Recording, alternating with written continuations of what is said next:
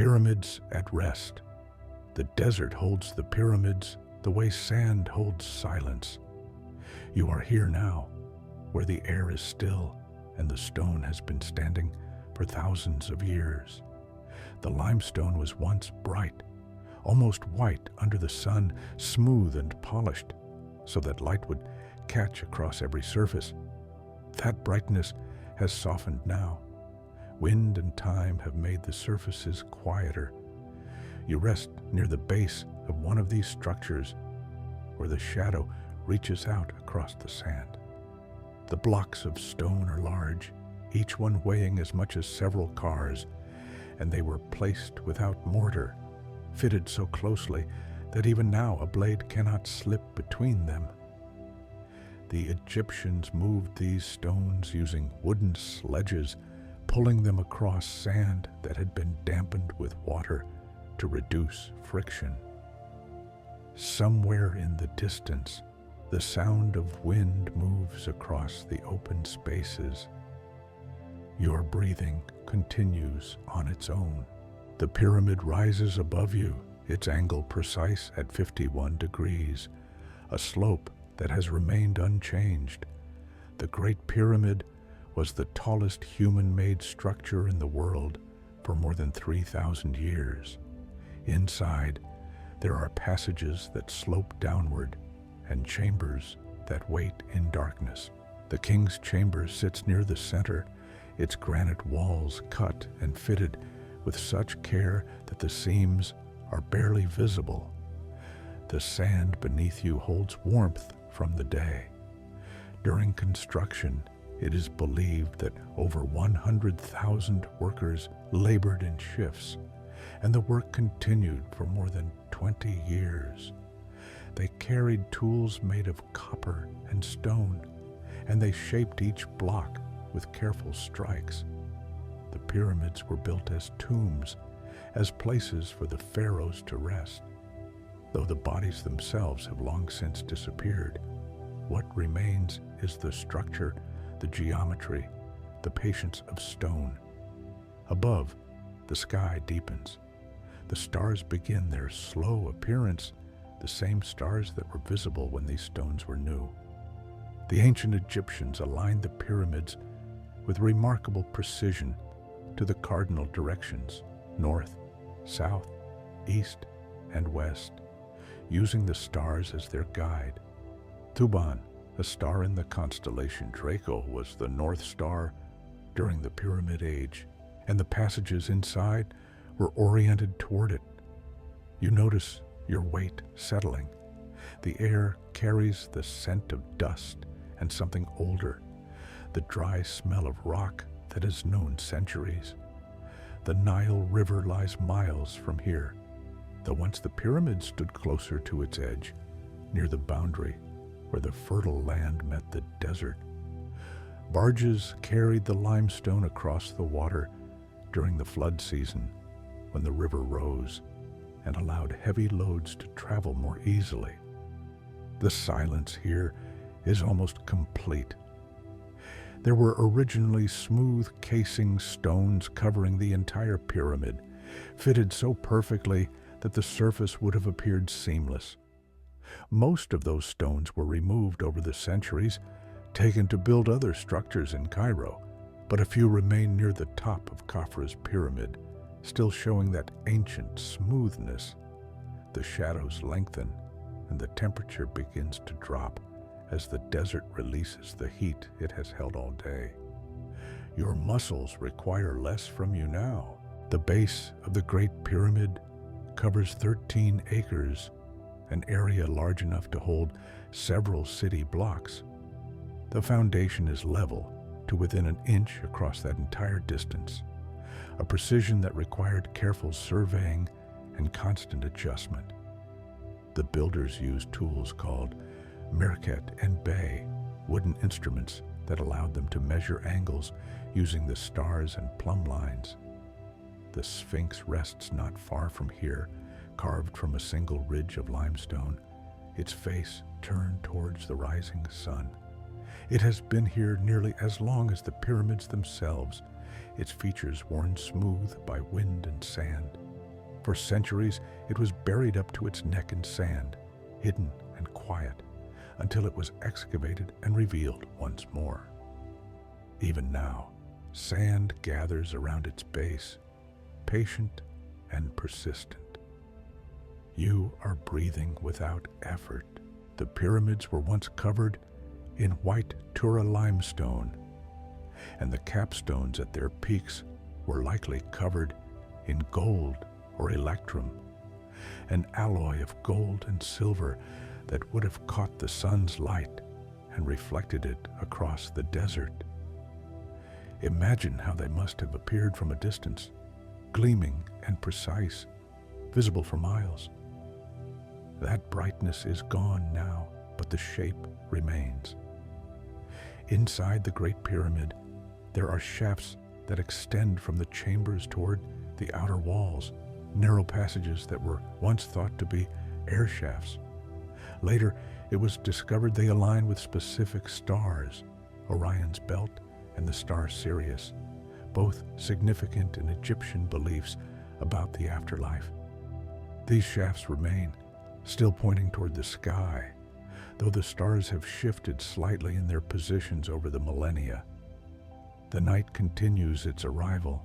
Bats emerge from crevices in the stone, small bodies moving through the air in search of insects. They have nested here for generations, finding shelter in the gaps between blocks and in the chambers that humans rarely visit. Their flight is soundless, a gentle movement that leaves no trace. The temperature drops further, and the coolness spreads across the sand. The desert night is often 30 degrees colder than the desert day, and the stone holds on to warmth longer than the sand does, releasing it slowly into the air. You can feel that coolness now, gentle against your skin, a quiet presence. There are 3 large pyramids here at Giza, along with several smaller ones. Khufu's pyramid is the largest, then Khafre's, which appears taller because it sits on higher ground, and Menkauri's, the smallest of the 3. Each was built for a different pharaoh, each designed as a place of transition, a structure to guide the spirit from this world to the next. The Egyptians believed that the soul continued after death, and these pyramids were meant to provide protection and passage. Your eyes may close, or they may remain open. The darkness is soft either way. The pyramids have stood through wars, through empires rising and falling, through languages being born and forgotten. They were ancient, even to the ancient Romans, who visited them as tourists, carving their names into the stones just as people do today. Graffiti from Greek and Roman visitors still marks some of the interior walls, messages from people who have been gone for 2,000 years. The sand shifts slightly in the wind, a sound so quiet it is almost imagined. Each grain of sand is a fragment of rock, worn down over millions of years by wind and water and time. The Sahara Desert was not always a desert. Thousands of years ago, this region held rivers and grasslands, and people lived near water sources that have since vanished beneath the sand. The climate shifted, and the green places dried, and the desert spread.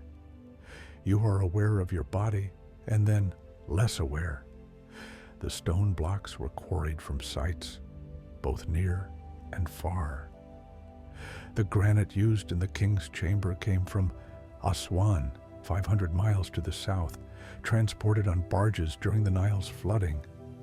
That granite is harder than limestone, more difficult to cut, and yet the Egyptians shaped it into beams weighing 50 tons and fitted them into place with precision.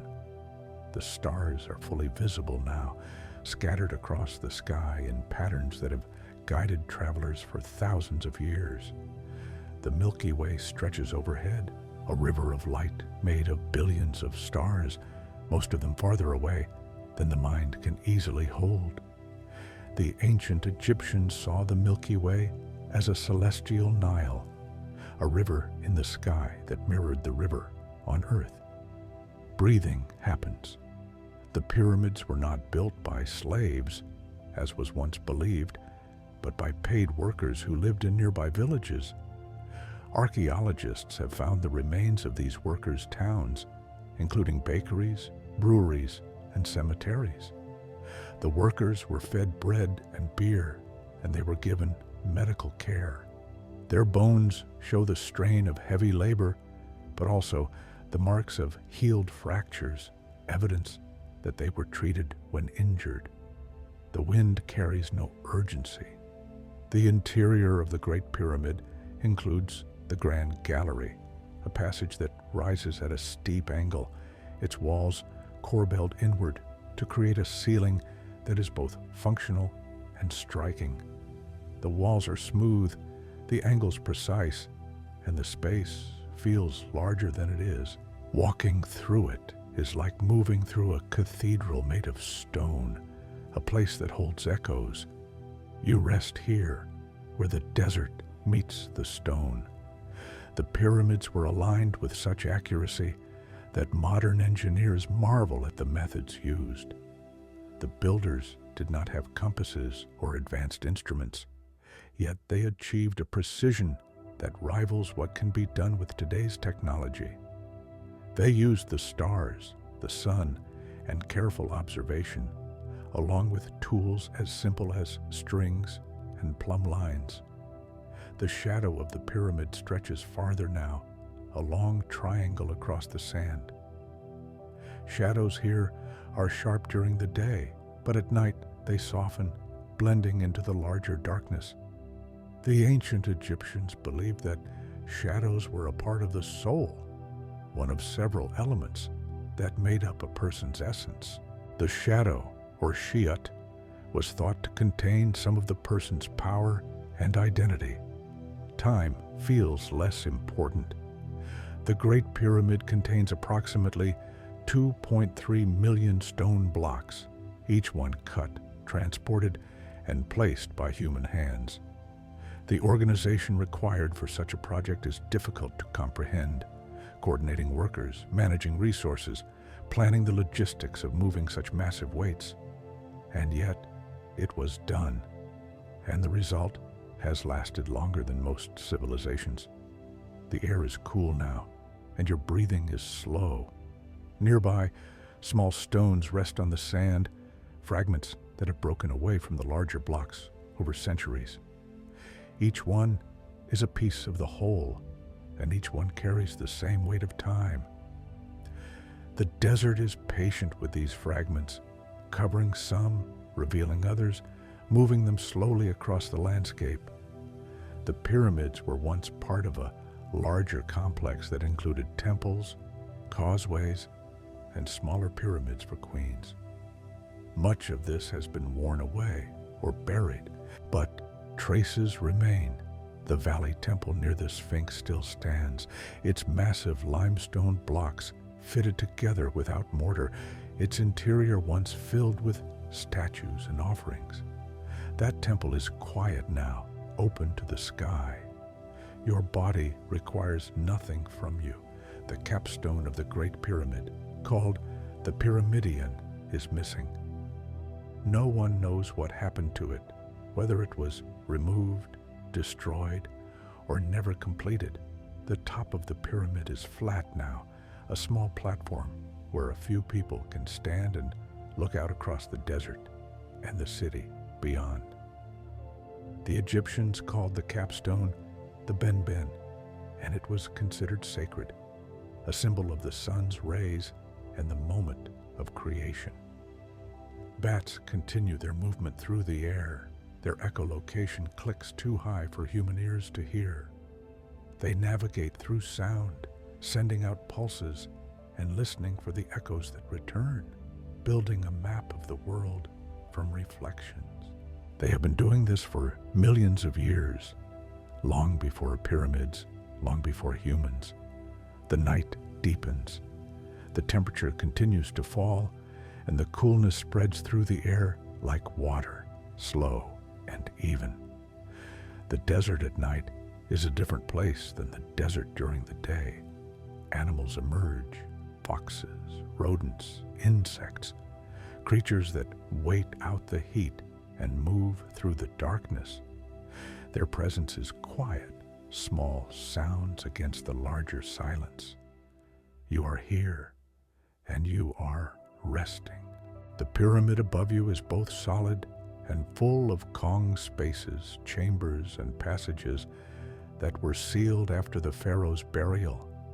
For centuries, no one entered. Then, in the 9th century, workers forced their way in, searching for treasure. They found mostly empty chambers, the treasures long since taken by others. But the passages remain, and the stone remains, and the geometry remains. The Egyptians used a unit of measurement called the royal cubit, based on the length of a forearm from elbow to fingertip. The royal cubit was approximately 20.6 inches, and all the dimensions of the pyramid were calculated using this measure. The precision with which they applied this standard across the entire structure is remarkable, a consistency that speaks to careful planning and skilled execution. The sand beneath you is cool now. Each grain reflects starlight in ways too small to see, but together they create a soft glow, a surface that is not quite dark. The desert floor is alive with small movements, beetles, ants, spiders, all going about their lives in the hours when the sun is absent. They leave trails in the sand, delicate lines that will be erased by morning wind. You may notice your thoughts becoming quieter. The ancient Egyptians wrote in hieroglyphs, a writing system that combined phonetic symbols and ideograms. Some of these hieroglyphs are carved into the walls inside the pyramids, though not as many as in later tombs. The pyramids themselves were meant to speak through their form, their alignment, their presence. The writing came later in places designed for it. The Sphinx gazes east toward the point where the sun will rise. It has been looking in that direction for more than 4,000 years. Its body is that of a lion, its face believed to be that of Khafra. Though some debate this, the Sphinx has been many things to many people, a guardian, a symbol, a mystery. For now, it is simply stone shaped by hands and worn by time. Your weight settles further. The pyramids are not the oldest structures in Egypt, but they are among the most enduring. Earlier pyramids were built with steps, like staircases rising toward the sky. The step pyramid of Djoser, built about a century before the Great Pyramid, still stands at Saqqara, its tiers visible from a distance. The smooth-sided pyramids came later, an evolution in design and ambition.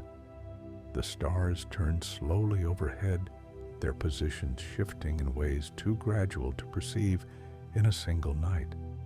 The earth rotates, and the sky appears to move, and the pyramids remain still, anchored to the ground by their own weight. That weight is enormous. The Great Pyramid is estimated to weigh approximately 6 million tons.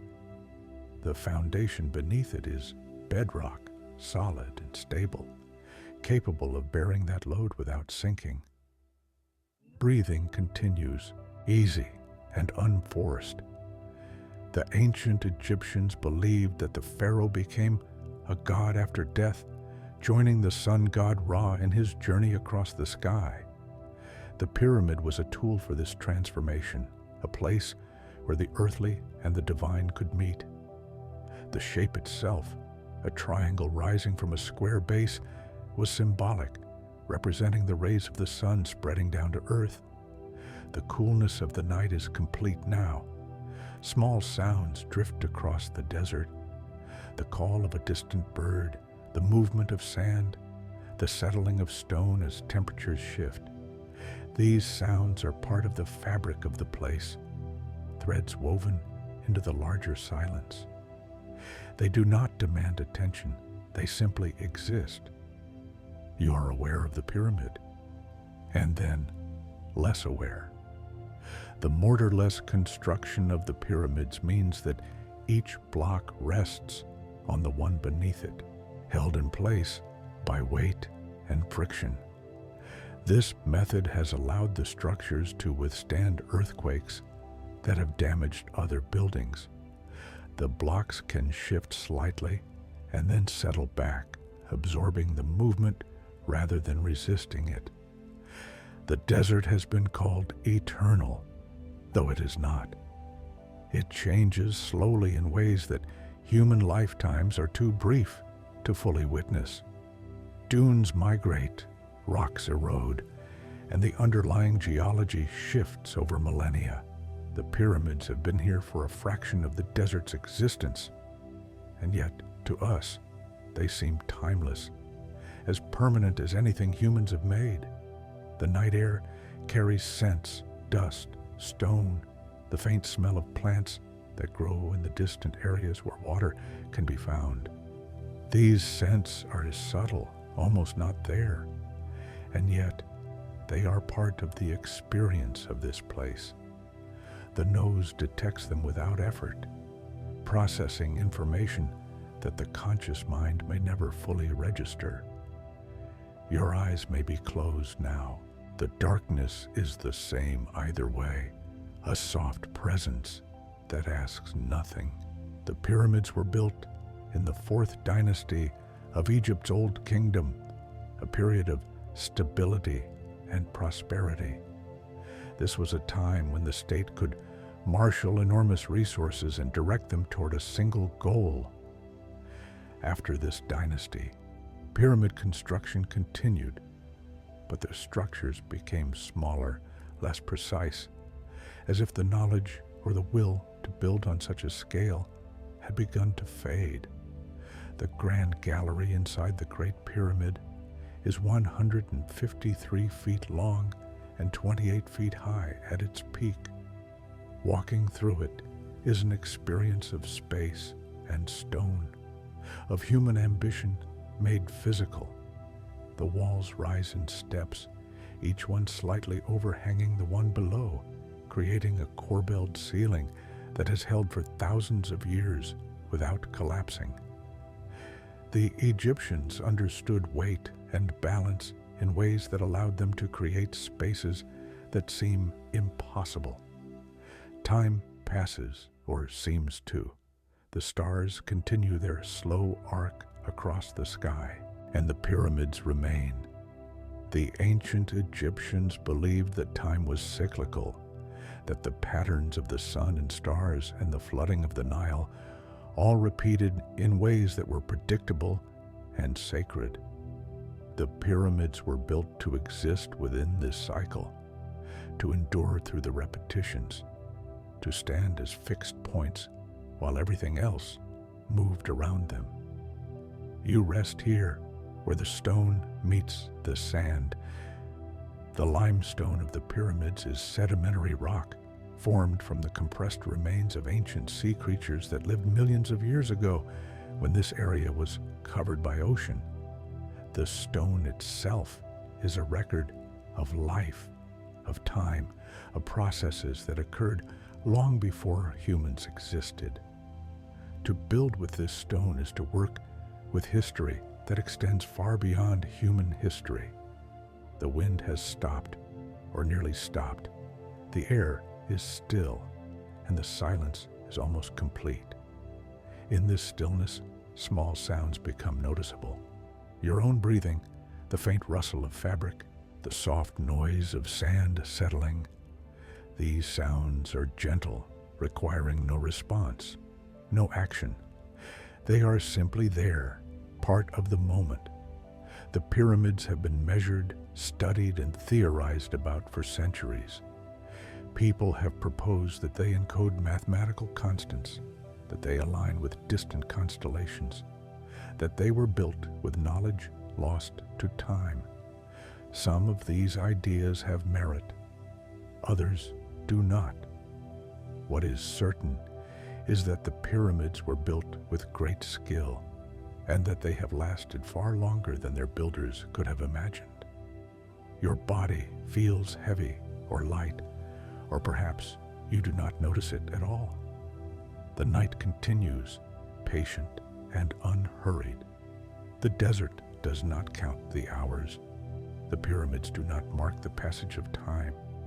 They simply are, and have been, and will continue to be until wind and weather and the slow work of erosion reduce them to something else. The ancient workers who built these structures left marks in the stone, chisel marks, lines drawn to guide placement, even occasional graffiti naming the work crews. These marks are still visible in some of the interior passages, evidence of human presence in a place that feels almost inhuman in its scale. The workers were people with names and lives, and their efforts are recorded in stone, even if their individual stories are not. The stars overhead include some that no longer exist. The light from distant stars takes so long to reach Earth that the star itself may have died before the light arrives. Looking at the night sky is looking backward in time, seeing not what is, but what was.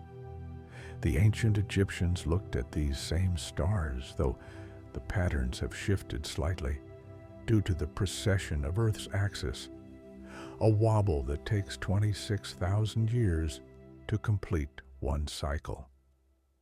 You breathe, and the air moves in and out without thought.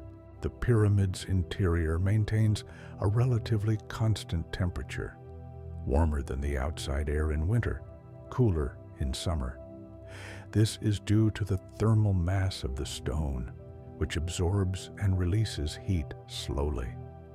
The chambers inside are sheltered from the extremes of the desert climate, a kind of refuge within the structure. The sand stretches away in all directions, meeting the sky at a horizon that is barely visible in the darkness.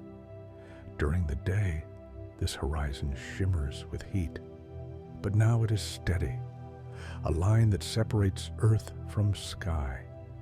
The ancient Egyptians saw the horizon as a sacred boundary, the place where the sun was born each morning and died each evening, only to be reborn again. Time feels less defined. The construction of the pyramids required not just labor, but planning, mathematics, astronomy, and logistics. The architects needed to calculate volumes, angles, and loads. They needed to understand how to move massive weights with limited tools. They needed to organize workers, food, water, and materials across years of construction. All of this was done without modern technology, using knowledge passed down and refined through experience. The coolness of the night is a presence now, tangible and soft. Your skin registers it, and your body adjusts, finding comfort in the temperature.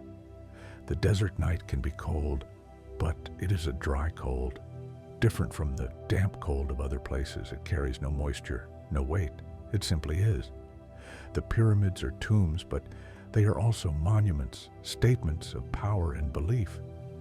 They declare that death is not an ending, that the pharaoh's journey continues, that the structures built in this life can reach toward something beyond it. Whether this belief was true is not something the stone can answer. The stone simply holds the space that belief created. You are here, resting where the ancient world meets the night. The blocks of stone are cool now, radiating the day's heat into the air. The process will reverse when the sun rises, and the stone will begin to warm again, a cycle that has repeated for thousands of years. For now, the stone is cool and the air is still, and the night holds everything in quiet suspension. The pyramid's shadow has merged with the larger darkness, no longer distinct. Shadows require light to exist, and in the deep night, there is only the faint glow of stars, not enough to cast clear shadows. The world becomes simpler in this darkness, shapes less defined, boundaries less certain. You rest within this simplicity, requiring nothing, moving toward nothing. The sound of your breathing is soft. The ancient Egyptians believed that breath was life, that it carried the essence of a person. When the body stopped breathing, that essence departed, beginning its journey to the afterlife. The pyramids were designed to facilitate this journey, to provide a place where the breath could transition from the physical to the spiritual. The night is deep now, the hour when sleep comes most easily to those who are ready for it. The pyramids stand in their ancient patience, indifferent to whether anyone watches or sleeps or dreams nearby. They were built to last beyond human attention, to exist whether noticed or not. And they do, constant and still, while the world changes around them. You are held here, gently, by the presence of stone and sand and sky. The pyramids ask nothing of you. The desert asks nothing. The night asks nothing. There is only this moment, extending quietly without beginning or end, a presence that continues. The Egyptians had a word, ma'at, which meant truth, balance, order, the proper way things should be. The pyramids were built according to ma'at, aligned with precision, constructed with care, meant to embody the order of the cosmos. Whether they achieved this is a question without answer. But they stand, and in their standing, they suggest that order is possible, that human effort can create something that endures. Your thoughts may drift, or they may settle. The pyramid contains within it millions of years of geological time in its limestone, thousands of years of human time in its construction and existence, and this single moment in which you rest nearby. All of these time scales exist together, layered like the stone itself, each one real, each one present.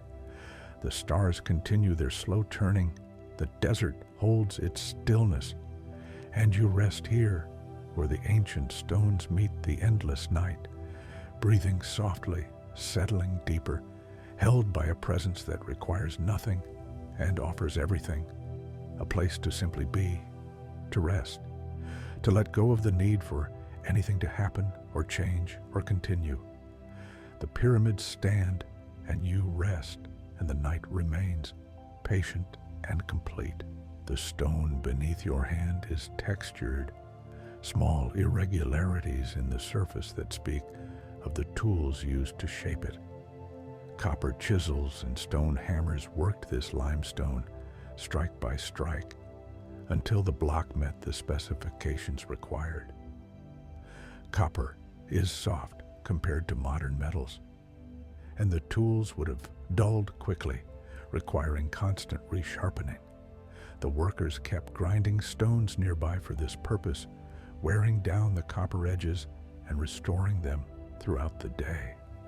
You notice the weight of your body against the sand. The sand itself is made mostly of quartz, a mineral that is among the hardest and most durable on Earth. Quartz crystals form in igneous and metamorphic rocks, and as those rocks weather and break down, the quartz remains, eventually becoming sand. This sand has been sand for a very long time, outlasting the rocks that once contained it. The air carries a particular quality of stillness found in few places. Sound travels differently in the desert, with fewer surfaces to reflect it, fewer objects to absorb it. A sound can carry for miles, or it can disappear immediately, depending on conditions that are not always obvious. The pyramids themselves absorb sound in their mass, dampening echoes in ways that make the space around them feel quieter than it should. Your breathing has found its own rhythm. The ancient Egyptians organized their work crews into groups with names, some translated as Friends of Khufu or Drunkards of Menkaure, names that suggest camaraderie and perhaps humor among the workers.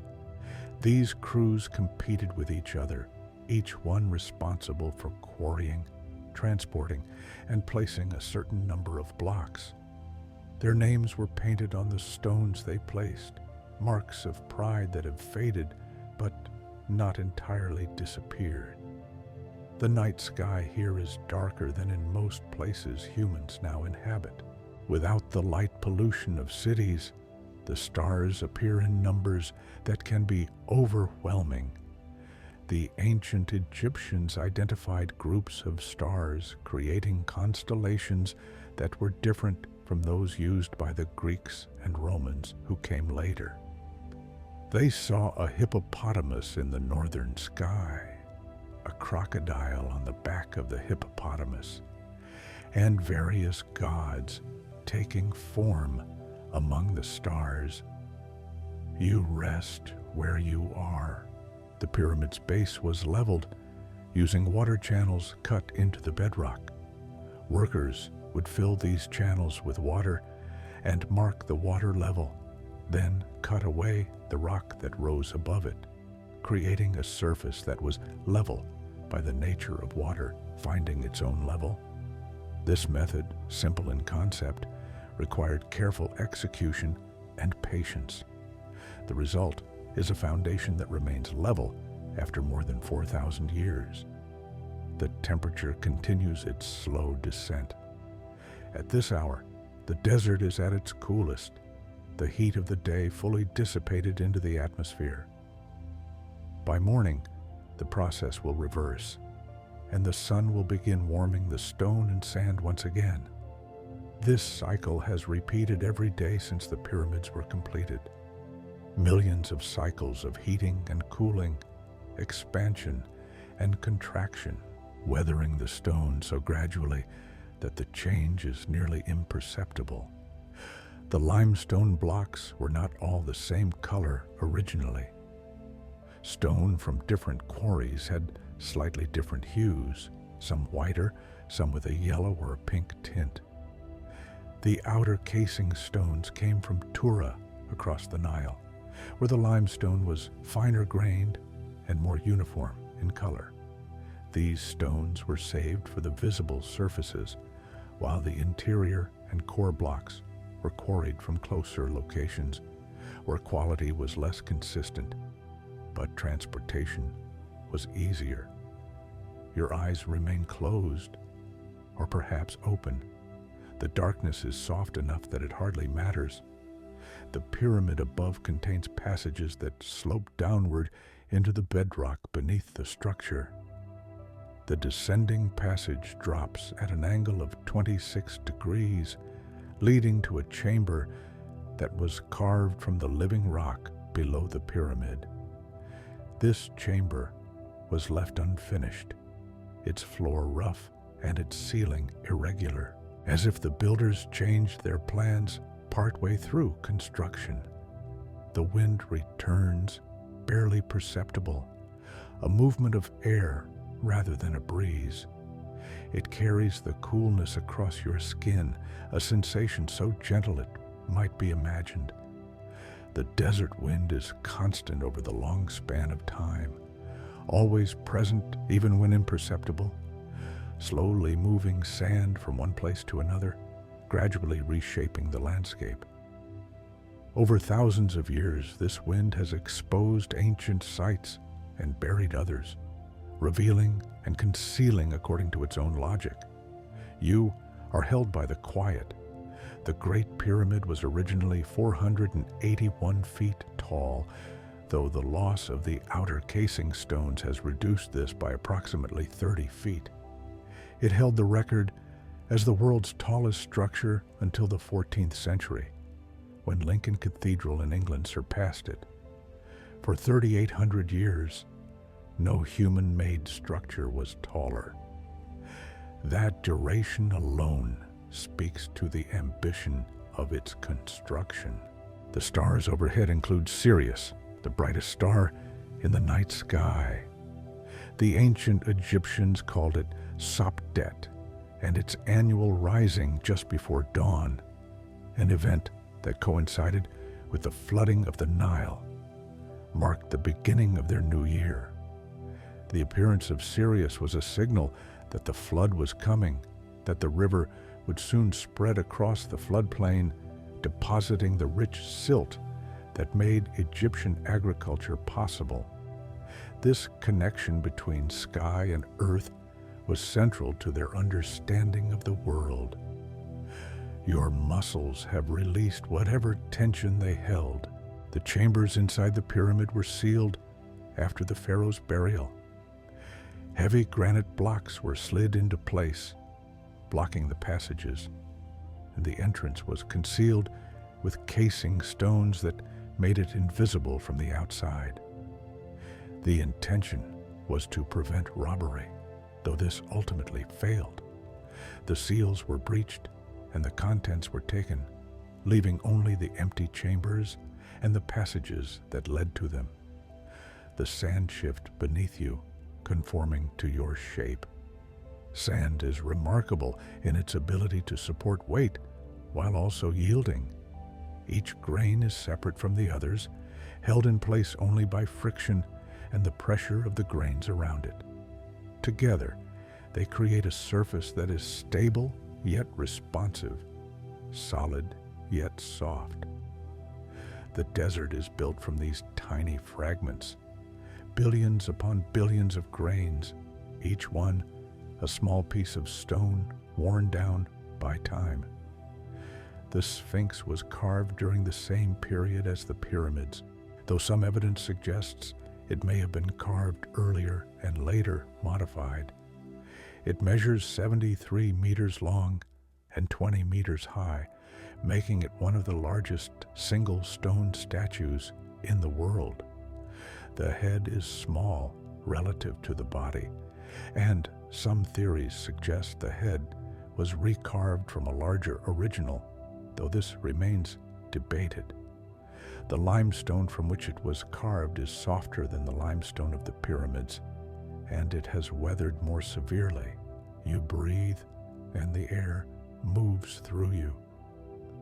The ancient Egyptians did not use the wheel for construction, despite knowing of its existence. The wheel is not useful in sand, where it sinks rather than rolls. Instead, they used sledges, wooden platforms, that could be pulled across the sand. Experiments have shown that wetting the sand in front of the sledge significantly reduces the force needed to pull it, and ancient artwork depicts workers pouring water onto the sand as sledges were hauled. This simple technique made an impossible task merely difficult. The night is deep and the darkness complete. Inside the king's chamber, the air is still, trapped within the stone with nowhere to go. That chamber measures 10 meters by 5 meters by 6 meters high, and it is constructed entirely of red granite. The granite blocks of the ceiling weigh up to 50 tons each, and above them are 5 weight-relieving chambers, spaces designed to distribute the enormous load of the pyramid above without crushing the king's chamber below. These relieving chambers contain graffiti left by the work crews, including cartouches of Khufu, marks that helped confirm which pharaoh the pyramid was built for. Your thoughts drift, landing nowhere in particular. The Egyptian word for pyramid was, quote, two, though the pyramid shape itself was already ancient by the time of the 4th dynasty. Natural formations, mounds of earth and stone, may have inspired the form. The step pyramids came first, literal staircases to the sky. And then the smooth-sided pyramids emerged, representing perhaps a refinement of the idea, a perfection of the geometry. The horizon is invisible now, merged with the sky.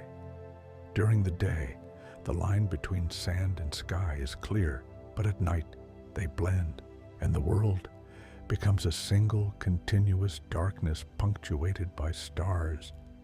The ancient Egyptians saw this darkness as a return to the state before creation, a void from which the sun would be born again each morning. The night was not empty, but full of potential, the time when transformation occurred. You rest in this darkness. The pyramid contains approximately 2.5 million cubic meters of material. The logistics of managing this volume are staggering. Every block had to be quarried, shaped, transported, and placed, and each step required planning, coordination, and effort. The project would have consumed the resources of the entire state, directing labor and materials toward a single goal for more than 2 decades. The stars turn imperceptibly slow from one moment to the next, but over hours their movement becomes apparent. The ancient Egyptians tracked these movements, recording the positions of stars and planets, building a body of astronomical knowledge that was both practical and sacred. They used this knowledge for timekeeping, for agriculture, for religious ceremonies, and for aligning their monuments. The sky was a calendar and a map, readable to those who knew how to interpret it. Your body is supported by the earth. The bedrock beneath the pyramid is solid limestone, part of the Mokattam Formation, a geological layer that extends throughout the region. This rock was formed during the Eocene epoch, approximately 50 million years ago, when this area was covered by a shallow sea. The limestone contains fossils of marine creatures, evidence of a time when this desert was underwater, teeming with life. The coolness has settled fully now. The temperature will remain stable through the remaining hours of night, not warming again until the sun approaches the horizon. This stable coolness is part of the desert's character, a brief period of respite between the extremes of day and night. The stone and sand hold this coolness, radiating it gently into the air, creating an environment that is neither warm nor cold, but somewhere between. The pyramid's passages were not all built at the same time. The descending passage was carved first, leading down to the subterranean chamber. Later, an ascending passage was cut upward from the descending passage, leading to the grand gallery and the upper chambers. This change in plan is evident in the structure itself, in the way the ascending passage breaks through the ceiling of the descending passage at an angle. The reasons for this change are not recorded, lost to time along with so much else. You are aware of the silence. True silence is rare. Usually there are sounds, however faint, that fill the background. But here, in this moment, the silence approaches completeness. The air is still, no wind to create sound, no animals move nearby, no insects call. The world has paused, or seems to have paused, holding itself in a moment that extends without urgency. The ancient Egyptians believed that the pharaoh's ka, one aspect of the soul, remained in the tomb after death. The ka needed sustenance, and so offerings of food and drink were left in the burial chamber or in associated temples. Over time, these offerings would decay, but the act of giving them was what mattered, maintaining the connection between the living and the dead. The pyramids were not just tombs, but also temples, places where rituals could be performed to honor and sustain the departed pharaoh. Your breathing continues, soft and steady. The alignment of the pyramids to the cardinal directions is accurate to within 1/10 of a degree. Achieving this precision required careful observation of the stars and sun. One method may have involved creating a circular wall and observing the shadows cast by a vertical pole in the center. The points where the shadow touched the wall at sunrise and sunset would define an east-west line, and from that, north and south could be determined. Simple tools, careful observation, and time could achieve remarkable results. The sand beneath you holds layers of history. Beneath the surface sand lie older layers, some containing artifacts from earlier periods, evidence of human activity in this region stretching back thousands of years before the pyramids. The desert preserves what it buries, the dry conditions preventing decay. Objects that would rot in more humid climates can last indefinitely here, waiting to be uncovered by wind or excavation. The night remains. The pyramid's shape creates a structure that is inherently stable. The broad base supports the weight above, and the sloping sides ensure that the load is distributed downward and outward. As the pyramid rises, each layer is smaller than the one below, reducing the weight that must be supported at higher levels. This geometry makes collapse unlikely, allowing the structure to endure forces that would topple other designs. You are held here in this moment that continues. The stars overhead are distant beyond comprehension, their light traveling for years or centuries or millennia before reaching your eyes. The ancient Egyptians saw these same stars, though from a slightly different angle due to the precession of Earth's axis. They are the same stars, and yet not quite the same, shifted by time and distance, constant in their motion, changing in their positions.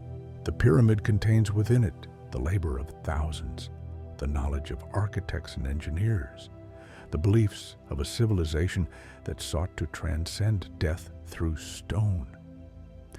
All of this is present in the structure, invisible but real, woven into the blocks and the spaces between them. The pyramid is both object and symbol, both tomb and monument, both past and present. You rest, and the night continues, and the desert holds everything in its ancient patience, asking nothing, offering the steady presence of stone and sand and sky. The weight of your body has become less noticeable. The pyramids were once surrounded by a complex of smaller structures, subsidiary pyramids for queens, mastabas for nobles and officials, workshops, and temples.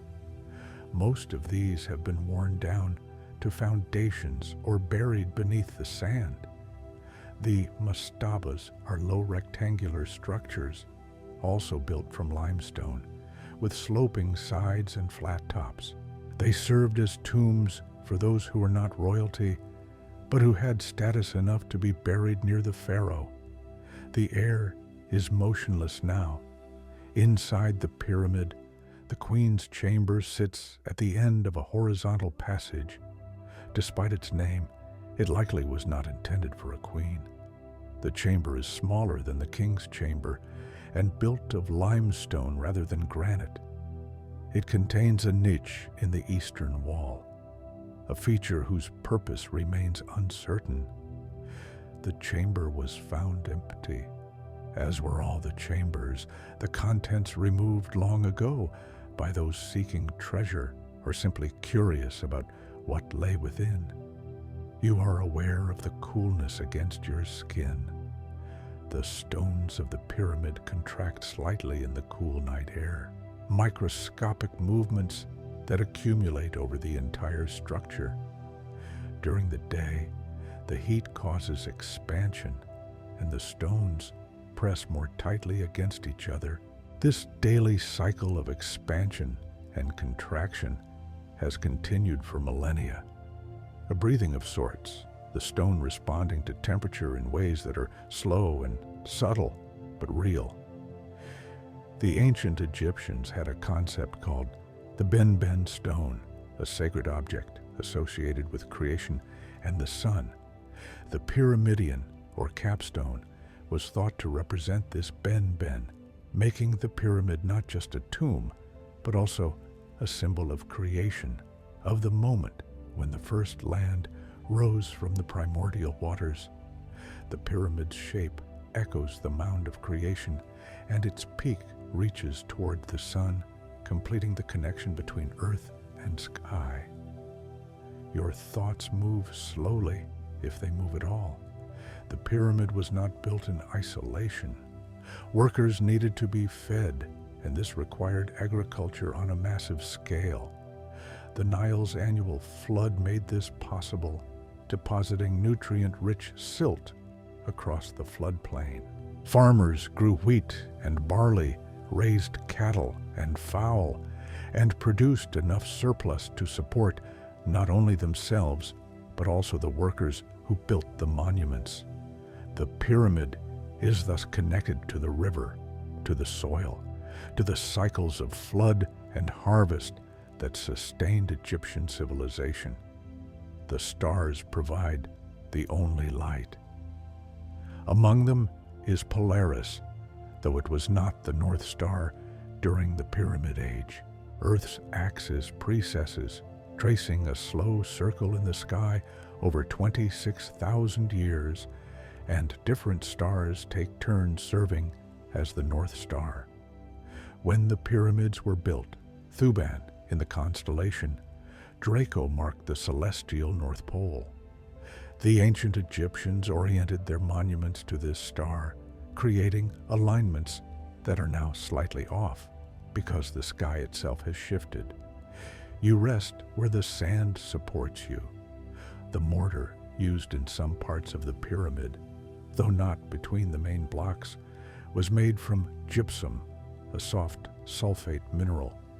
When heated and mixed with water, gypsum forms a paste that hardens as it dries. This mortar was used in backing stones and in some interior areas where precision fitting was less critical.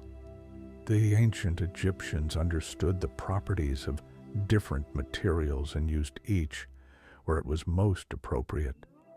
The night deepens, though it cannot deepen much further.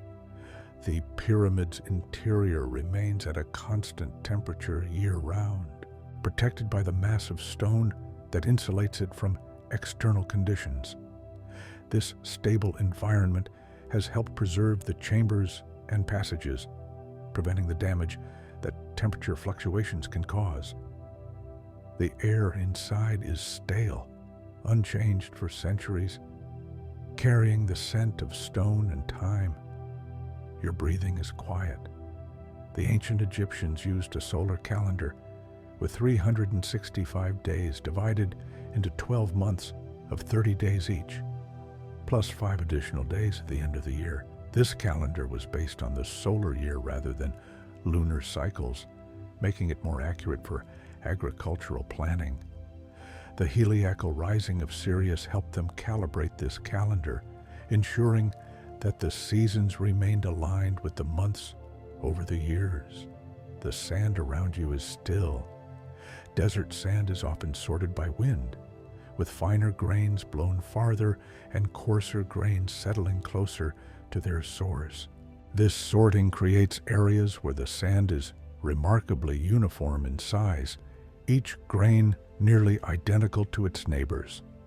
The wind is a patient sorter, moving grain by grain, year by year, creating patterns that can extend for miles. The pyramids were not the only monuments built during this period. The sun temples, now largely ruined, were built by later dynasties to honor Ra, the sun god. These temples featured large open courtyards with massive stone obelisks at their centers. Obelisks are tall, narrow, four-sided monuments that taper to a pyramidal top. They were carved from single pieces of granite and could weigh hundreds of tons. Moving and erecting these obelisks required engineering skill comparable to that used in pyramid construction. You are held by the earth beneath you. The Great Pyramid's base covers an area of approximately 13 acres. Walking around the perimeter takes time, each side measuring about 230 meters. The structure's footprint is enormous, yet the precision with which it was laid out is remarkable. The four sides are nearly equal in length, differing by only a few centimeters, an accuracy that speaks to careful planning and measurement. The coolness is complete now, settled into every surface. The ancient Egyptians believed in multiple aspects of the soul: the Ka, the Ba, the Ak, the shadow, the name. Each had its own role and destination after death. The Ba, often depicted as a human-headed bird, could travel between the tomb and the afterlife, requiring a physical body to return to. This belief drove the practice of mummification, preserving the body so the Ba would have a place to return. The pyramid protected this body, shielding it from the elements and from those who might disturb it. Your eyes may be closed. The passages inside the pyramid were explored and documented by archaeologists and adventurers over the centuries. In 1817, Giovanni Battista Caviglia cleared the descending passage of debris, allowing access to the subterranean chamber. Later, explorers mapped the interior, measured the chambers, and documented the construction techniques. Each generation brought new tools and new questions, slowly revealing the pyramid's secrets. The desert holds its breath. The limestone used in the pyramids contains fossils of nummulites, small coin-shaped foraminifera that lived in ancient seas. These fossils are sometimes visible on the surface of the blocks, tiny spirals pressed into the stone. They are evidence of deep time, of environments that existed long before humans, of a world that was utterly different from the desert that exists now. You are aware of the stone, and then less aware. The Queen's chamber contains two shafts, similar to those in the King's chamber, but these shafts do not extend all the way through the pyramid. They stop within the structure, blocked by stone doors with copper handles. In 1993, a robot was sent up one of these shafts, discovering the door and the handles. What lies beyond remains partly unknown. The pyramid still holding mysteries despite centuries of exploration. The temperature holds steady. The ancient Egyptians made extensive use of copper, one of the few metals they could easily work during the Old Kingdom. Copper tools were sufficient for cutting limestone, though they required constant sharpening. For harder stones like granite, they used dolerite pounders, balls of an extremely hard stone that could be struck against the granite to chip it away. This method was slow and labor-intensive, but it worked, producing the precisely shaped granite blocks found in the King's chamber and other areas. Your body rests against the sand. The pyramid's entrance is on the north face, approximately 17 meters above ground level. This entrance was originally concealed by casing stones, making the pyramid appear as a smooth, unbroken surface. The entrance was forced open in antiquity, creating the opening that visitors now use. The original entrance passage descends steeply, requiring those who enter to crouch or crawl, a journey into darkness that continues for more than 100 meters. The stars overhead are countless, The ancient Egyptians identified decans, groups of stars that rose heliacally at 10-day intervals throughout the year. There were 36 decans in total, and they were used for timekeeping, dividing the night into hours based on which decan was visible. This system was incorporated into tomb ceilings, where astronomical scenes depicted the journey of the sun and stars across the sky, mapping the heavens for the deceased to navigate in the afterlife. You breathe, and time passes, or does not. The pyramid was once part of a necropolis, a city of the dead, where tombs of various sizes and shapes clustered around the great monuments. The word necropolis comes from Greek, but the concept is Egyptian, a dedicated area for burial, separate from the living city, but connected to it through ritual and belief. The dead were not forgotten, but honored, their presence maintained through offerings and ceremonies. The wind returns, barely there. The ancient Egyptians used plumb bobs, simple tools consisting of a weight on a string, to ensure vertical accuracy in their construction. A plumb bob hangs straight down due to gravity, providing a true vertical reference. By comparing walls and corners to this reference, builders could ensure that their structures were properly aligned. This tool, simple and ancient, is still used in construction today. The night feels endless, though it is not. The pyramid contains approximately 8,000 tons of granite, transported from quarries 500 miles away. This granite was used for the king's chamber, the grand gallery ceiling, and various plugs and beams throughout the structure. Moving this granite required barges on the Nile, pulled by crews of workers or possibly by boats with sails when the wind was favorable. The journey would have taken weeks, and each load would have been carefully documented and tracked. You are here, and the pyramid is here, and the night continues. The ancient Egyptians wrote on papyrus, a paper-like material made from the papyrus plant that grew along the Nile.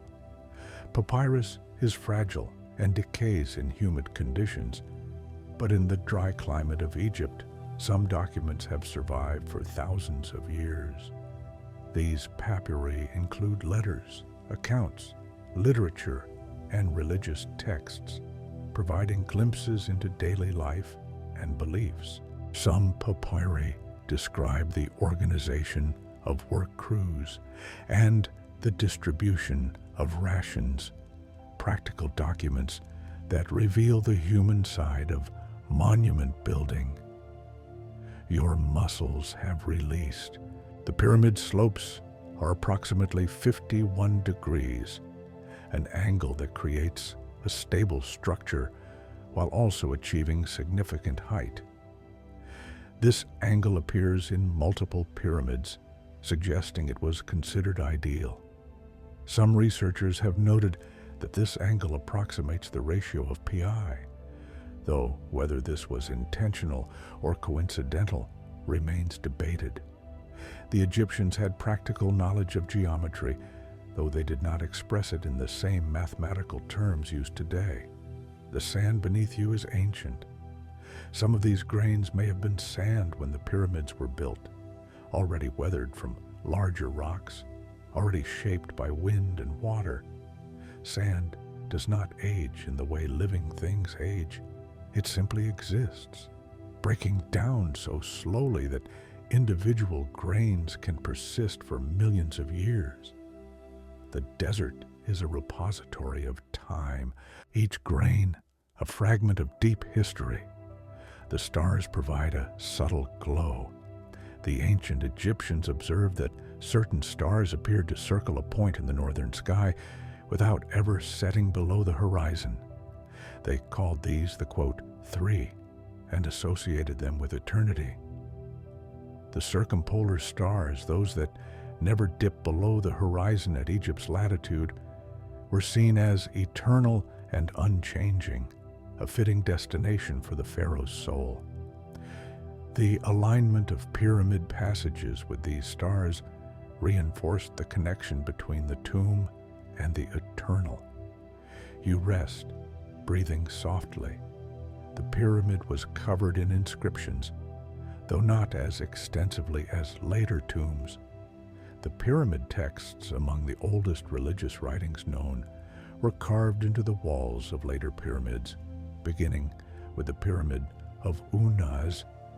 These texts contain spells, prayers, and instructions for the afterlife, a guide for the deceased to navigate the challenges they would face.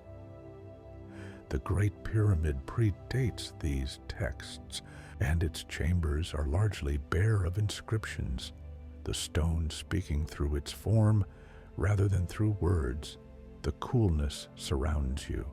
The ancient Egyptians recognized 5 planets visible to the naked eye: Mercury, Venus, Mars, Jupiter, and Saturn, and tracked their movements across the sky. They associated these planets with gods and incorporated them into their cosmology.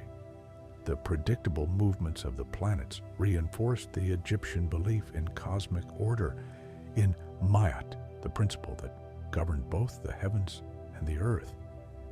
The pyramids, aligned with celestial precision, were expressions of this order made physical. You are held here, where the ancient world meets the present moment, where stone and sand and sky converge in quiet continuity. The pyramid stands as it has stood, and the night remains as it has remained, and you rest within this constancy, requiring nothing, moving toward nothing, simply present in the soft darkness. The stone radiates coolness. The ancient Egyptians divided the day into 24 hours, 12 for daylight and 12 for night, though the length of these hours varied with the seasons. In summer, daylight hours were longer, and in winter, they were shorter, each hour adjusting to fit the available light. This system reflected a practical approach to time, one tied to the rhythms of the sun rather than to abstract units. The pyramids were built according to these rhythms, work proceeding during the daylight hours when visibility and heat allowed. You rest where you have been resting. The quarries at Tura across the Nile provided the fine white limestone used for the pyramid's outer casing. These quarries are still visible today, vast caverns carved into the hillside where stone was extracted block by block. The quality of Tura limestone made it prized throughout ancient Egypt, used not only for pyramids, but also for temples and statues. The stone was soft enough to carve with precision, yet durable enough to withstand time. The air carries no scent now, or perhaps your awareness of scent has faded. The pyramid's construction required ramps, though the exact design of these ramps remains uncertain. Some theories suggest a single straight ramp. Others propose a spiral ramp winding around the pyramid. Still others envision internal ramps built within the structure itself. Each approach has advantages and challenges, and it is possible that different methods were used at different stages of construction. The ramps, whatever their form, have long since been dismantled, their materials used elsewhere or scattered by time. Your breathing continues without thought. The ancient Egyptians believed that the heart was the center of intelligence and emotion, not the brain. During mummification, the brain was removed and discarded, while the heart was left in the body or carefully preserved in a canopic jar. The heart would be weighed in the afterlife against the feather of Ma'at, and If it was found to be heavy with wrongdoing, the deceased would not pass into the eternal realm. This belief placed enormous importance on living according to Ma'at, on maintaining balance and truth throughout life. The sand holds you. The Giza Plateau sits at an elevation of approximately 60 meters above the Nile River Valley. This elevated position provided a solid foundation for the pyramids and also made them visible from a great distance. The pyramids dominated the landscape, their white casing stones reflecting sunlight, announcing the presence and power of the pharaohs to anyone who looked toward them. Even now, weathered and stripped of their casing, they remain landmarks visible for miles. The night is deep and quiet. The pyramid contains voids, empty spaces that serve various purposes. Some are chambers intentionally created as rooms. Others are relieving chambers designed to distribute weight. Still others may be passages that lead nowhere, abandoned as plans changed during construction. These voids make the pyramid not a solid mass, but a complex arrangement of stone and air, form and emptiness working together to create a structure that endures. You are aware of your body, though the awareness is distant. The ancient Egyptians used shaduf, a simple lever device with a counterweight, to lift water from the Nile for irrigation. This tool allowed farmers to water crops even when the flood had receded, extending the growing season and increasing yields. The surplus food produced through such innovations supported the non-agricultural population, including the workers who built the pyramids. Technology and agriculture and monument building were all connected, each enabling the others. The stars turn overhead. Orion's belt, 3 bright stars in a row, held special significance for the ancient Egyptians. They associated Orion with Osiris, the god of the afterlife, and saw the constellation as a celestial representation of the god. The alignment of the pyramid's southern shaft with Orion's belt may have been intentional, creating a pathway for the pharaoh's soul to reach Osiris and join him in the realm of the dead. The stars were not just lights in the sky, but destinations, places where the soul could travel. Your weight has settled. The bedrock beneath the pyramid is part of a geological formation that extends deep into the earth. This rock has been here for millions of years, formed when ancient seas covered the region. The pyramids rest on this foundation, their weight distributed across a base that is stable and solid. The rock shows no signs of sinking or shifting, supporting the massive structure as it has done since the pyramid was completed. The temperature is stable now. The ancient Egyptians made beer and bread staples of their diet. Beer was thick and nutritious, made from barley that was partially baked into loaves, then crumbled and mixed with water to ferment. This beer was consumed by everyone, including the pyramid workers who received it as part of their rations. Bread was made from emmer wheat, ground into flour and baked in clay ovens. These foods provided the energy needed for heavy labor, sustaining the workers through long days of physical effort. You breathe, and the air moves through you. The pyramid's interior passages are narrow, requiring visitors to bend or crawl. The ascending passage, which leads from the descending passage to the grand gallery, is only about 1 meter high and just over 1 meter wide.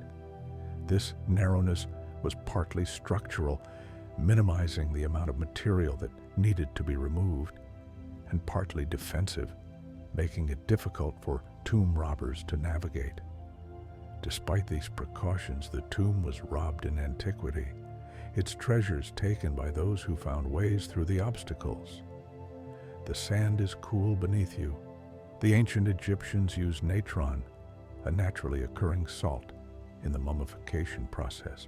Natron absorbs moisture, drying out the body and preventing decay. The body was packed in natron for 40 days, then wrapped in linen and placed in a coffin. This process, refined over centuries, allowed bodies to be preserved for thousands of years. Some mummies still exist, their features recognizable, their skin and hair intact, evidence of the effectiveness of ancient preservation techniques. The stars provide light without warmth. The ancient Egyptians recognized the importance of the summer solstice, the longest day of the year, and the winter solstice, the shortest. These events marked turning points in the solar year, moments when the sun reached its extremes and began its return journey.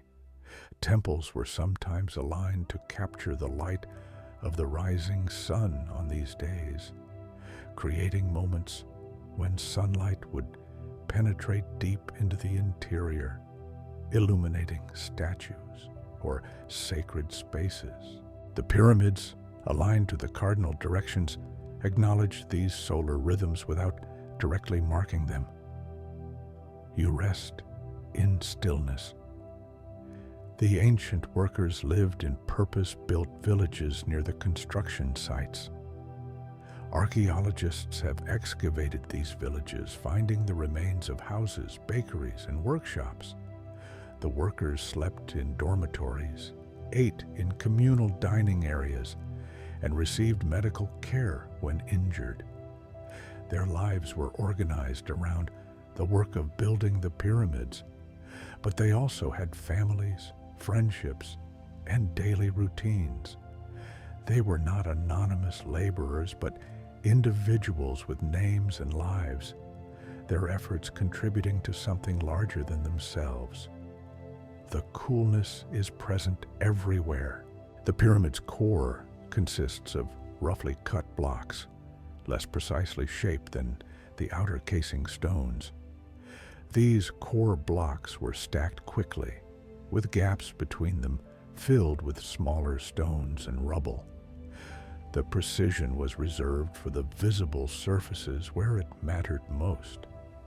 This pragmatic approach allowed the builders to work efficiently, focusing their efforts where they would have the greatest effect. The result is a structure that appears perfect from the outside, while concealing the rougher work within. Your thoughts are quiet. The ancient Egyptians used red ochre, a natural earth pigment, to mark stones and draw guidelines for workers. Traces of these markings are still visible in some areas, faint red lines that guided the placement of blocks or indicated measurements.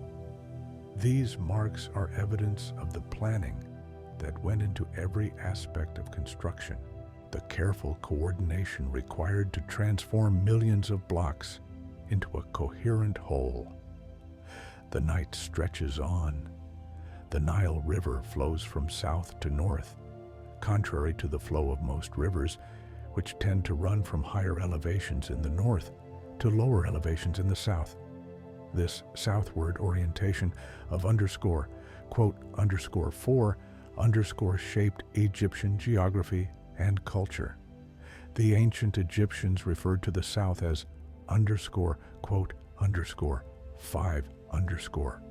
because it was upstream, and the north as _6_ because it was downstream. The pyramids were built in Lower Egypt, near the point where the Nile spreads into its delta, a location that balanced proximity to the river with accessibility to the desert plateau. You are held by the earth. The pyramid's passages were sealed with granite plugs, massive blocks that were slid into place after the burial. These plugs were designed to prevent access, to protect the pharaoh's body and possessions. The builders included storage chambers within the passages, holding the plugs until they were needed. After the burial, workers would release the plugs, allowing them to slide down the passages and block the way. This system was effective for a time, though determined robbers eventually found ways around the plugs. The air is still. The ancient Egyptians made papyrus boats, light vessels constructed from bundles of papyrus reeds lashed together. These boats were used for fishing, for transporting goods across the Nile, and for short journeys. Larger wooden boats, made from imported cedar or from acacia trees that grew along the Nile, were used for heavier loads and longer voyages. Some of these boats were buried near the pyramids, possibly intended for the pharaoh's use in the afterlife. One such boat, discovered in a pit near the Great Pyramid, has been reconstructed and is now displayed in a museum. You breathe slowly. The limestone of the pyramids varies in hardness. Some layers are soft and weather easily, while others are harder and more resistant. This variation is visible in the weathering patterns on the pyramid's surface, where softer layers have eroded more deeply, creating horizontal lines that mark the different stone types. These patterns are a record of the geological history of the region, of the conditions under which the limestone formed millions of years ago. The stars are distant. The ancient Egyptians believed that the pharaoh was the living embodiment of Horus, the falcon-headed god, and that upon death he became Osiris, god of the afterlife. This transformation required rituals, including the opening of the mouth ceremony, which restored the deceased's senses and allowed them to eat, drink, and speak in the afterlife. The pyramid served as the site for these rituals, a place where the boundary between life and death could be crossed. Your body rests. The ancient Egyptians used copper mirrors, polished to a shine that allowed them to reflect images. These mirrors were not as clear as modern glass mirrors, but they were effective for practical purposes. Copper, abundant and easily worked, was used for many tools and objects, from chisels and knives to jewelry and mirrors. The metal could be hammered into thin sheets or cast into more complex shapes, making it versatile and valuable. The night continues without interruption. The desert around the pyramids is not empty, but home to various creatures. Scorpions, adapted to the harsh conditions, hide beneath rocks during the day and emerge at night to hunt. Snakes, including venomous species, also inhabit the area, though they are rarely seen.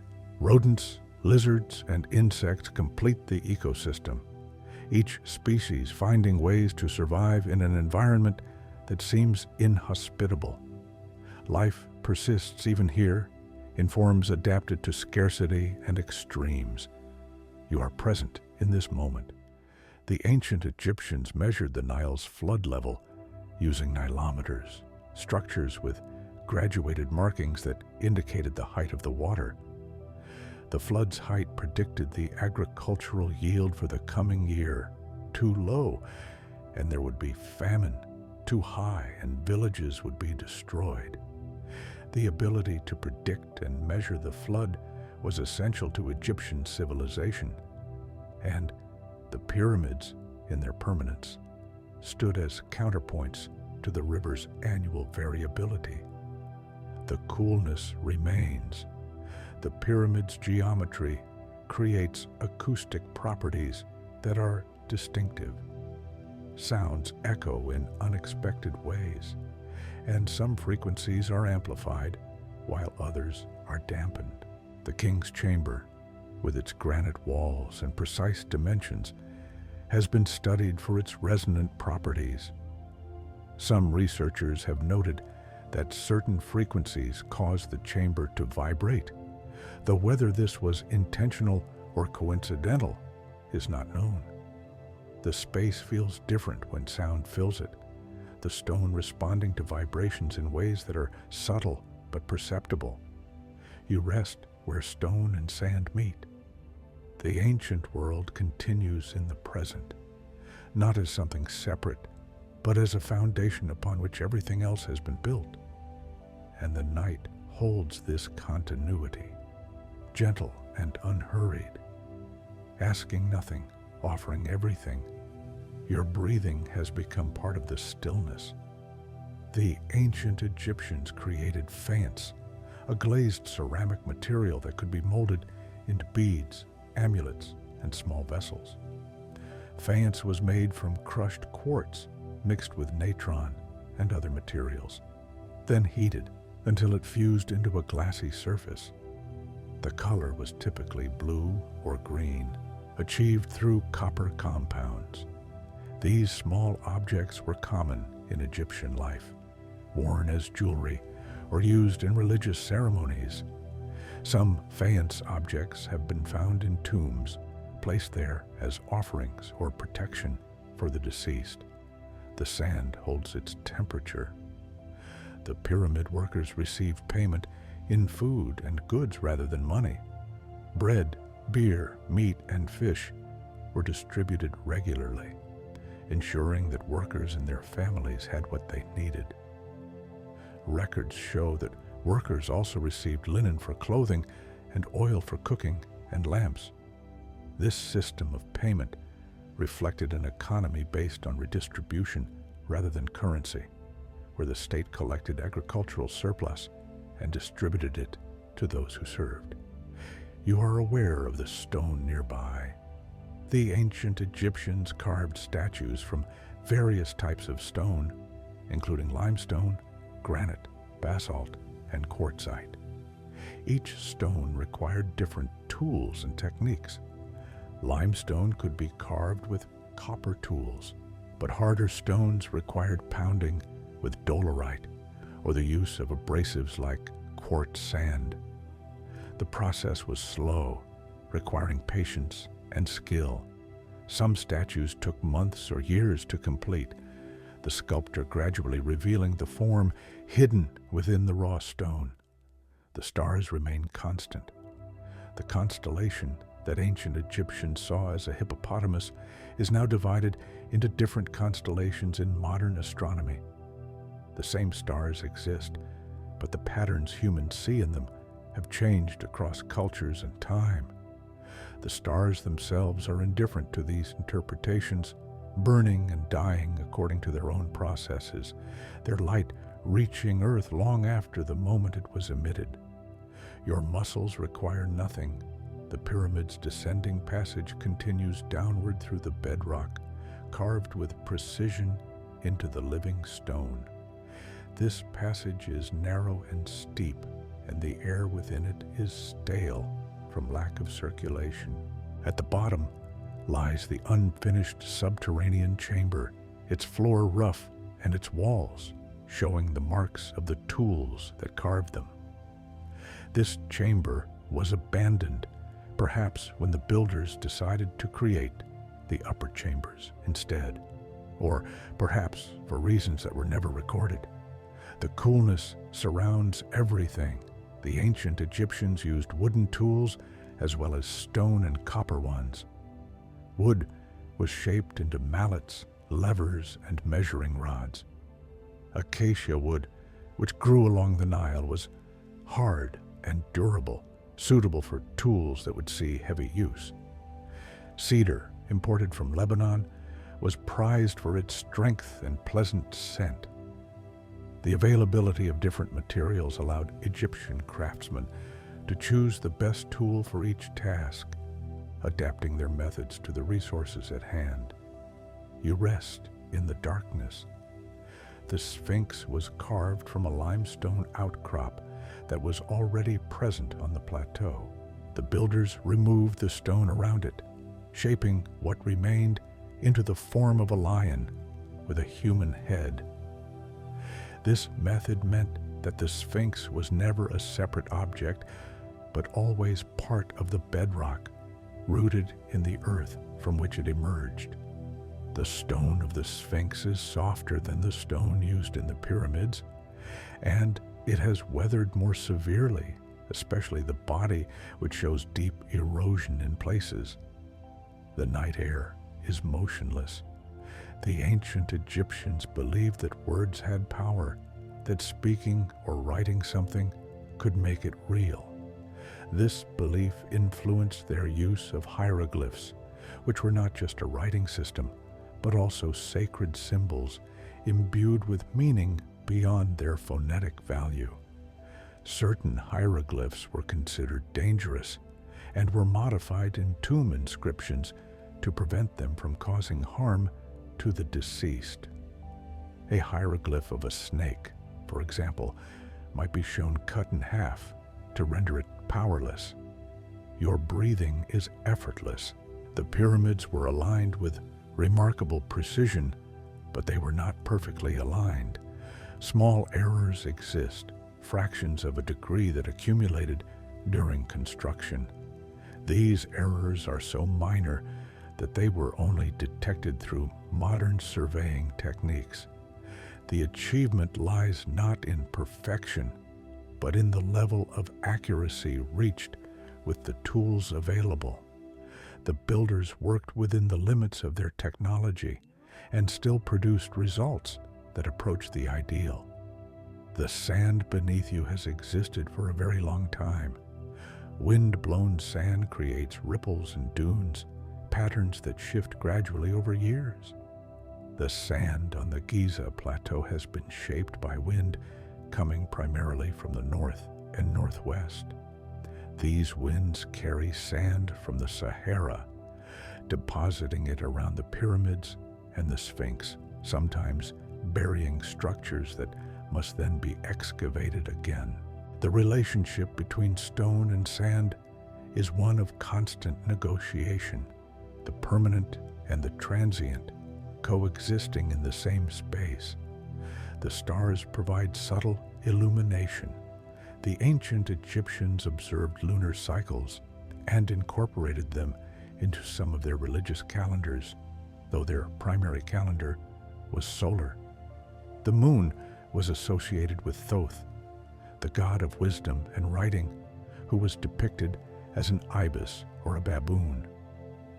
Lunar eclipses were noted and recorded, events that must have been striking to observers who understood the regularity of celestial movements. You are held here.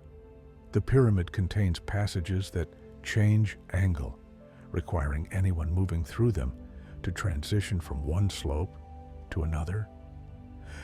These transitions create awkward moments where the body must adjust, where movement becomes less natural. The builders could have made the passages easier to navigate, but they chose not to, perhaps as a deliberate obstacle, or perhaps because the angles served structural purposes that took precedence over comfort. The temperature remained steady. The ancient Egyptians made linen from flax, a plant that grew in the Nile Valley. Flax was harvested, soaked to separate the fibers, then spun into thread and woven into fabric. Egyptian linen was renowned for its quality, fine enough to be nearly transparent in some cases. This fabric was used for clothing, for wrapping mummies, and for a variety of other purposes. The climate made linen ideal. It is cool in heat and dries quickly when wet. Your thoughts are soft. The pyramid's casing stones were fitted so precisely that the gaps between them were minimal, creating an almost seamless surface. Achieving this precision required careful measurement and cutting, shaping each stone to match its neighbors exactly. The outer surface of the casing stones was then polished smooth, removing any remaining irregularities. The result was a surface that reflected light and appeared uniform from a distance, transforming the pyramid into a gleaming monument. The night extends around you. The ancient Egyptians recorded their history in king lists, documents that named the pharaohs and gave the lengths of their reigns. These lists are not always accurate, and they sometimes omit rulers who were considered illegitimate or whose reigns were brief. The pyramids themselves serve as a kind of king list, each one marking a pharaoh's reign in stone. Unlike written lists, the pyramids cannot be easily altered or erased, their presence a permanent record. You breathe without effort. The quarrying of stone required workers to cut channels around the block to be extracted, separating it from the surrounding bedrock. Wooden wedges were driven into these channels and then soaked with water. As the wood absorbed water and expanded, it created pressure that could split the stone along natural fracture lines. This method allowed large blocks to be removed without the need for metal tools, using the properties of wood and water to break stone. The air holds no sound. The ancient Egyptians used coal, a black powder made from galena, to line their eyes. This practice was both cosmetic and practical, as coal helped reduce glare from the intense sunlight and may have had antibacterial properties that protected against eye infections. Both men and women wore coal, applying it with small sticks to create the distinctive eye makeup seen in Egyptian art. Your weight has settled completely. The pyramid's base is not perfectly level, though the variation is slight. The southeast corner is slightly higher than the northwest corner, a difference of less than 2 centimeters across the entire structure. This variation may have been intentional, accounting for the natural slope of the bedrock, or it may represent the limits of the builder's ability to level such a large area. Either way, the variation is negligible, having no effect on the pyramid's stability or appearance. The stars turn imperceptibly. The ancient Egyptians believed that the universe was created from a primordial ocean called Nun. From this ocean, a mound of earth emerged, and from this mound came the first god, Adam, who created the other gods and the world. This creation myth echoed the annual flooding of the Nile, where water receded to reveal fertile land. The pyramid shape may reference this primordial mound, making each pyramid a symbol of creation and renewal. You rest in quietness. The pyramid workers lived in communities that included bakers, brewers, doctors, and administrators. These support roles were essential to the functioning of the workforce. The bakers produced the bread that was a staple of the Egyptian diet. The brewers made the beer that provided nutrition and hydration. The doctors treated injuries and illnesses, setting broken bones and applying bandages. The administrators kept records of workers, materials, and progress, ensuring that the project stayed organized.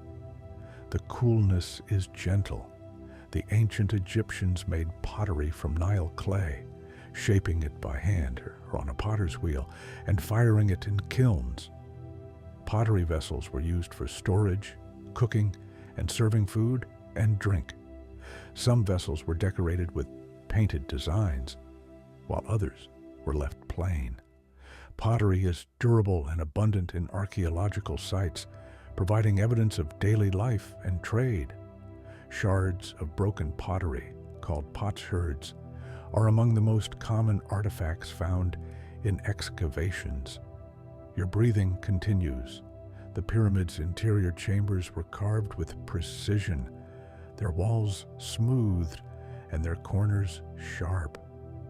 The granite blocks in the king's chamber fit together so tightly that a knife blade cannot be inserted between them. This precision required careful measurement and cutting, using tools that were simple but effective. The result is a space that feels crafted, intentional, a room designed for a specific purpose, even if that purpose is no longer entirely clear. The night remains.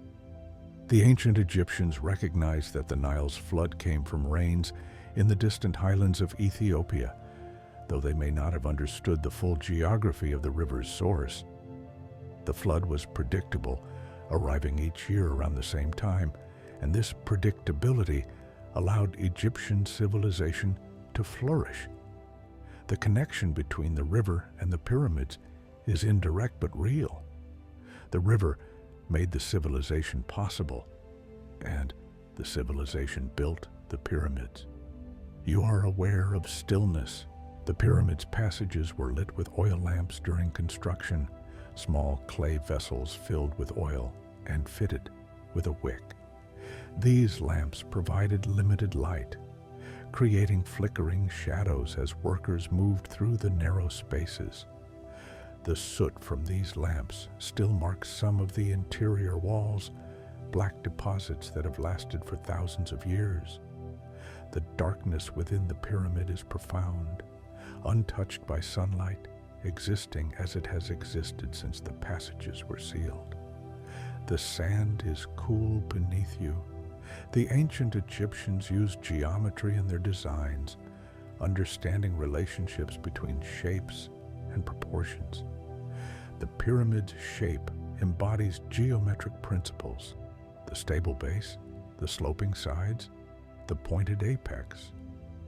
These principles were not written as mathematical formulas, but were understood through practice and tradition, knowledge passed from builder to builder across generations. The stars shine without warmth. The ancient Egyptians believed that balance was essential to the proper functioning of the world. Ma'at represented this balance, encompassing truth, justice, and order. The pharaoh's role was to maintain Ma'at, to ensure that the world remained in harmony. The pyramids, with their precise alignments and careful proportions, were expressions of Ma'at made physical, demonstrations that order could be imposed on stone and that structures could embody cosmic principles. You rest where you have always been resting.